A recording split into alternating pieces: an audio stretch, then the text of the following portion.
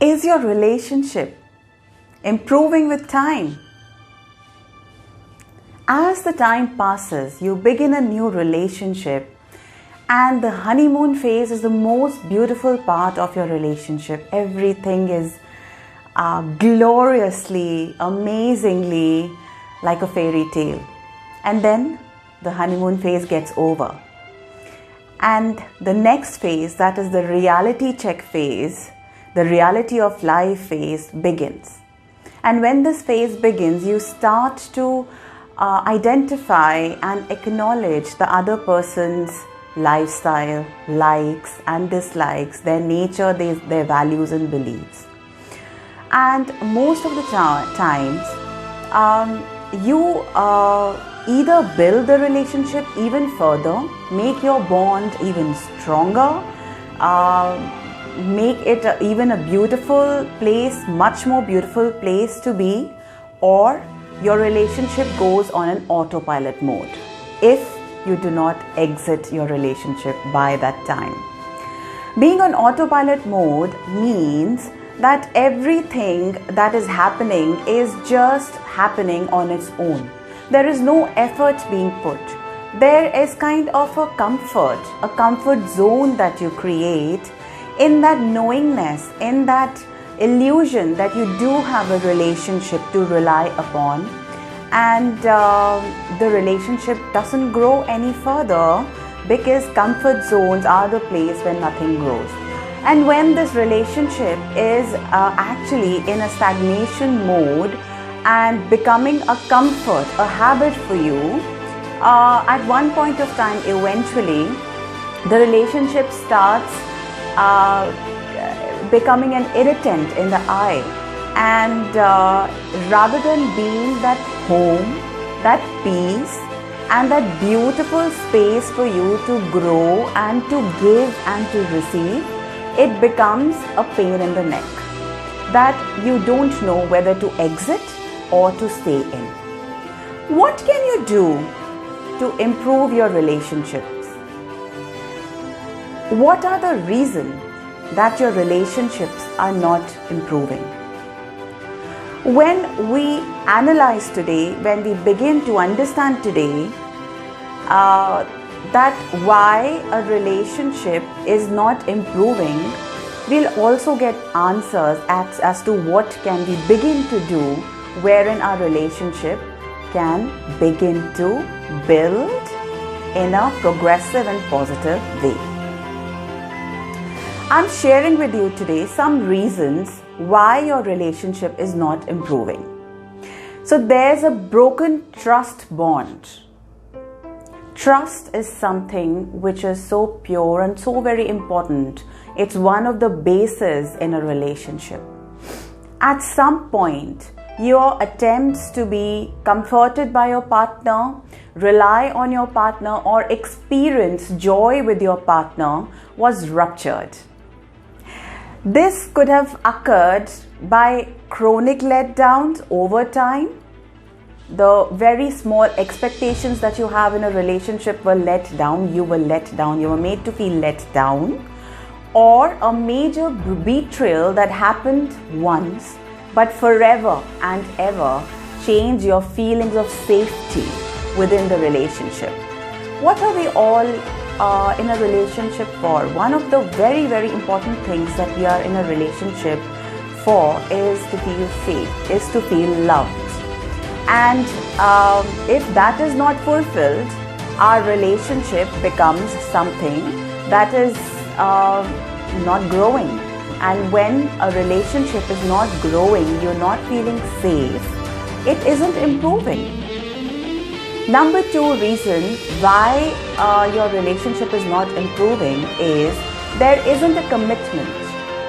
There has to be clarity in any area of your life that you live, whether it's your own emotions, your career, your finances, and your relationships.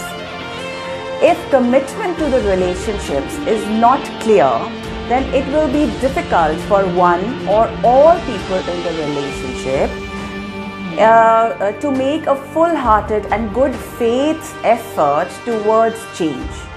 Working towards a change in a relationship takes deep vulnerability. You've got to be vulnerable. You've got to make it safe for the other person and be vulnerable, and that is what you receive back. The other person is vulnerable because that person feels safe, and that is the space of that real communication. That is the space when you're feeling safe to be vulnerable with each other. That is the space of understanding, acknowledging, identifying and talking to each other, communicating to each other while understanding each other's love language.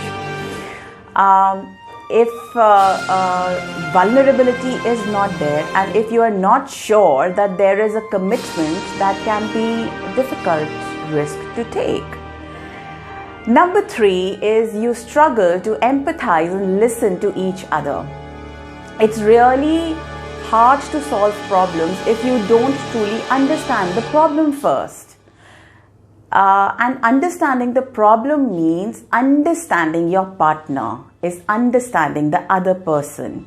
If you tend to talk over each other, jump to problem solving, or utilize the 4 horsemen, it's likely you're not actually understanding, because you're listening just to answer back. You're listening and cooking up a story only to defend yourself or resist whatever the other person is feeling or saying.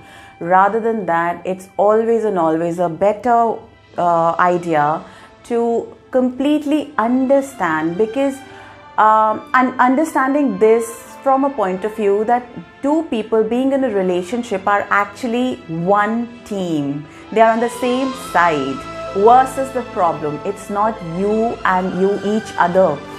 It's you both versus the problem, against the problem. So it's always and always advisable to understand what the other person is dealing with, what is the other person's perspective, point of view, what is your partner's love language, what is it that has hurt your partner. You have no right, no authority to analyze or give a verdict whether they should be hurt or they shouldn't. If they are hurt, all you got to do is soothe. Understand them, communicate them so that this doesn't happen again, whether it happened knowingly or unknowingly from your side. Number 4, you talk about content and not the process. Once the argument starts, you are just defending each other, you're resisting each other, and whatever you're discussing in that very moment becomes the topic of discussion, not the real problem. And that round of question and answer becomes more of an attack and defense system. And you might be getting caught in correcting each other, talking about minutai, and making sure that anything and everything is exactly factual, rather than exploring the process of how you engage with each other and the way in which that impacts you. So it's so very important to really understand what the real problem is, and understand that nothing is factual here. It's between 2 people, real communication, real problems. Nothing is an illusion.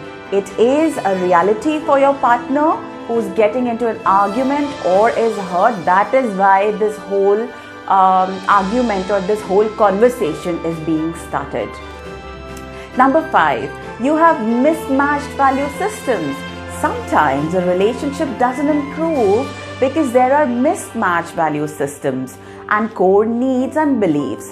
No matter how hard you try, these differences might make it difficult to actually make it work. When you have a values and belief system, your core values and beliefs that do not match with each other, you don't have to be totally similar, on the surface, both people can have different point of views, different perspectives, different way of thinking, different values and beliefs. But at the core, the basic, the fundamental values and beliefs got to be the same. If that is not the case, it's very difficult to really improve the relationship. In that particular case, you must seek professional help, because professionals are equipped and trained to walk you through this process of resetting your mindset, of rewiring your mindset in terms of coming midway somewhere where both of you have assertive communication in terms of taking care of your own core and values, beliefs and understanding, allowing the other person also to be and flourish, nourish each other in a way that both of you bloom and blossom like flowers. That's what is the purpose of a relationship. I hope this video was of value to you.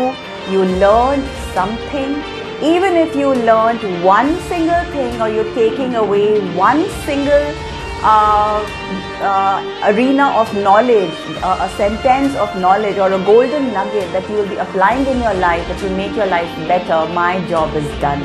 I'm so very glad that you're still here listening to me. This is Dr. Ramandeep Kaur, and I am very, very looking forward to sharing more content of value with you soon. Let's connect on YouTube, Instagram, Facebook, LinkedIn. We have a support system for you, which I have established on Facebook. That's our community group, and also on WhatsApp. Send me a message, inbox me about your interest in joining the community, and I'll be more than happy to have you there. And from the most humble space, I would like to remind you that you got you, and you are so very good enough. Take care. Bye-bye until we meet next. Love to you all.